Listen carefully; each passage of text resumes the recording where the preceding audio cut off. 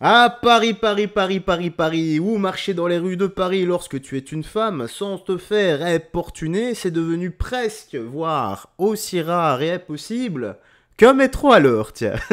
Elle était bonne celle-là. Je parle pas de la dame, je parle de ma vanne. Parce que oui, je m'auto-fais rire, car si moi je ne rigole pas à mes propres vannes, eh bien peut-être que personne ne rigolera. Il y aura au moins une personne comme moi qui... Voilà, je suis dans l'autosatisfaction, tout simplement. Bref, direction Tweetous. Encore une fois pour les petites news actu du soir. Commençons, mais avant ça, comme d'hab, une fois n'est pas coutume, petit like et commentaire pour le soutien, la force et le référencement. Donc on a quoi? Les femmes de Paris, enfin dans Paris en avril 2025, comment se fait-il qu'une femme ne puisse plus se promener seule dans la capitale française sans être importunée ou harcelée en plein jour? Très bonne question, écoutons ça. I'm not interested. Je suis pas intéressé. Ah, Yeah, oui, non, I am not je interested. suis pas intéressé. Yeah, but I am looking for you. Oui, mais je te Why regarde. you're not interested? Pourquoi t'es pas intéressé? Ça va pas la tête.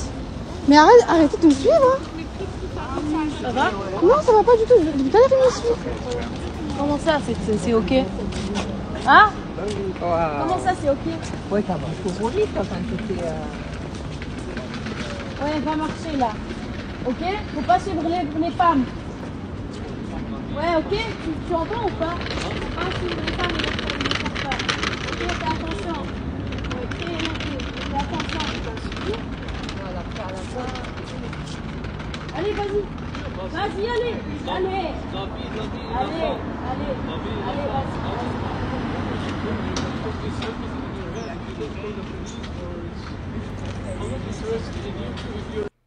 allez, vas-y. Courage mesdames, mesdemoiselles, encore une fois, se faire accoster par des types ultra lourds comme ça doit être vraiment, vraiment, vraiment compliqué, surtout que ça doit pas vous arriver une fois dans la journée, mais au moins 10 fois par ce genre de type. Et merci à la demoiselle ou madame ici présente qui daigne s'arrêter, d'aider et de chasser ce moustique collé à la peau comme une sangsue. Truc de barge quand même, hein. Truc de barge. Aïe aïe aïe, allez, souhaitons-lui tout de même un peu d'éducation, car c'est la seule chose qu'on puisse souhaiter pour qu'il arrête. À défaut d'un pétage de tronche, qui ne va pas réellement... Si, je pense que ça pourrait faire stopper les choses pour certains, qui ne comprendront que ça, qui ne comprendront que ça. Alors on a quoi ici? Oh là, ça va aller très vite. Un distributeur automatique de billets en Chine a été aperçu en train de faire fondre de l'or et de transférer le montant équivalent sur le compte bancaire. Truc de fou. Truc de fou. Et ils sont vraiment dans le turfu. Hein.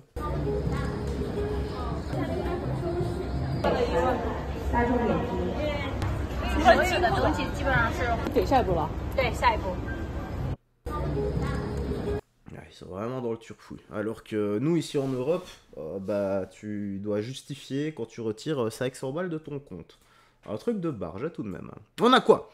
400 Anglais en prison pour des posts sur Facebook pendant que les gangs pakistanais sont libres. Ah bah oui, les gangs pakistanais qui adorent les enfants, là. Si vous voyez ce que je veux dire, on en avait parlé sur la chaîne. Incroyable, à gerber tout ça. Parfois, il faudrait juste sectionner l'arme du crime pour certains. Plus de 400 Britanniques ont été arrêtés pour avoir critiqué les musulmans et l'immigration sur les réseaux sociaux et le Premier ministre britannique Keir Starmer est fier d'annoncer ça à la presse cette semaine. En effet, on constate qu'aujourd'hui, il y a une forte restriction de la liberté d'expression au Royaume-Uni, surtout lorsqu'il s'agit des populations issues de l'immigration et de l'islam. On l'a vu sur l'affaire des gangs pakistanais, où la justice britannique a protégé les Pakistanais violeurs pour ne pas faire le jeu du racisme et pour ne pas les stigmatiser. Certains juges britanniques avaient même allégé les peines de ces violeurs. C'est ça le problème, c'est que on s'attarde trop sur la nationalité de la personne et pas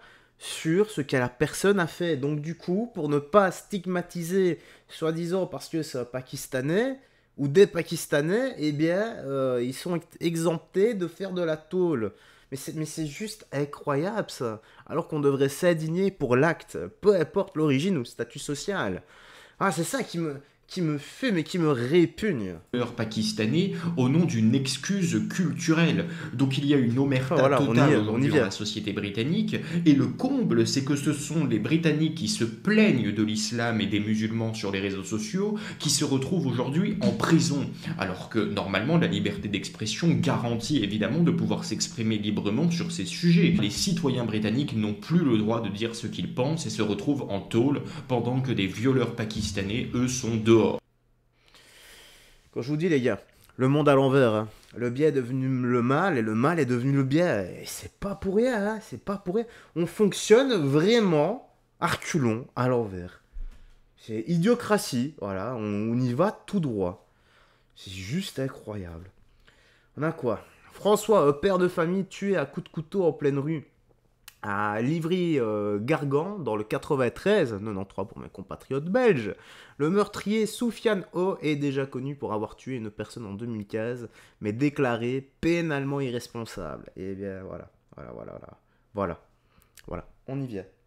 On y vient. La justice totalement laxiste, qui ont du sang sur les mains. Les juges ont du sang sur les mains.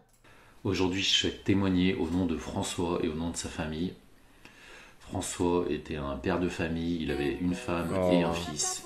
Et il s'est fait lâchement assassiner le 3 février 2025 par Sofiane Ouari. Cet homicide est particulièrement révoltant quand on voit le parcours du criminel. En 2006, il a été mis en prison avec sursis pour escroquerie. En 2011, il a agressé des personnes, violence au cutter. En 2015, il a tué Johan, un père de famille de 30 ans, d'une balle dans le thorax avec une arme à feu. Pour tous ces crimes, il a été déclaré irresponsable, parce qu'apparemment, monsieur entendait des voix et qu'on lui disait de faire ça. Pour tous ces crimes, à chaque fois, il a été... Ah bah il a pas entendu la voix de la bonté, hein. Voilà. Il a choisi d'entendre des voix. C'est plus ça. Il a choisi délibérément le mal, les gars. Entendre des voix, mais qu'est-ce que c'est que ça? relâché. Ouais, et lui, il voulait pas aller chez les flics, juste avant qu'il entende des voix. Enfin, pendant qu'il entendait des voix, histoire de dire, écoutez, j'entends des voix, et on me pousse à tuer des gens. Non? Sous l'avis des experts psychiatres qui ont dû l'établir lucide et non dangereux pour la société. Et c'est à la suite de ces irresponsabilités-là où il se retrouve dehors, lâché dans la nature, et qui rencontre François et qui le tue gratuitement avec une hache et un couteau. Il le poignarde 40 fois. Donc aujourd'hui, François il a perdu la vie au nom de quoi? Au nom de l'irresponsabilité? Au nom de quelle justice et de quel droit est-ce que ce monsieur Ouari il se promenait dehors? Un homme comme ça n'aurait jamais dû être relâché dans la nature. Je me pose 2 secondes, les gars. Il me semble qu'on avait déjà traité ce sujet, ou en tout cas un sujet qui ressemble en fait. Truc de fou. Mais j'ai l'impression que ça me dit quelque chose. Et ça, la responsabilité, elle tient des psychiatres et de cet article de loi, l'article 122.1. En France, on ne juge pas les fous. Donc qui est responsable? Qui est responsable du meurtre? Parce que quand on est jugé responsable, il faut savoir qu'il est établi qu'il n'y a pas de responsabilité. Donc on peut tuer impunément au nom de l'irresponsabilité. C'est un permis de tuer. Et ce Sofiane Ouari, aujourd'hui, il en est à son 2e meurtre et de multiples agressions. Donc il faut que ça cesse. Et il doit être enfermé et il ne doit jamais ressortir. Au nom de François, au nom de la France, au nom du respect de toutes les victimes. Donc aujourd'hui, j'ai juste envie de dire justice pour François et justice pour toutes les victimes de l'irresponsabilité. Donc la famille de François organise une marche blanche le 20 avril en son honneur et pour dénoncer cette injustice qui est aberrante et révoltante. Et c'est pour ça qu'aujourd'hui, j'avais envie de leur témoigner mon soutien avec ce cri du cœur. Oh. Pauvre François, pauvre famille qui reste. Ah, c'est touchant, c'est horrible. Hein. Regardez les gars.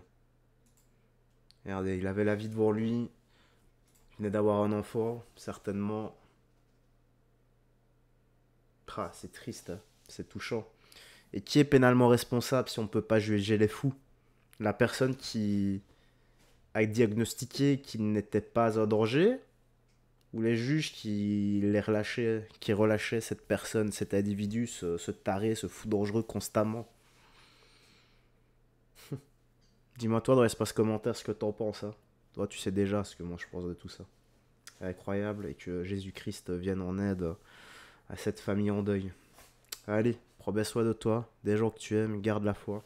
Que Jésus-Christ te bénisse, et puisse-t-il accueillir François au paradis. Ciao, fais attention à toi.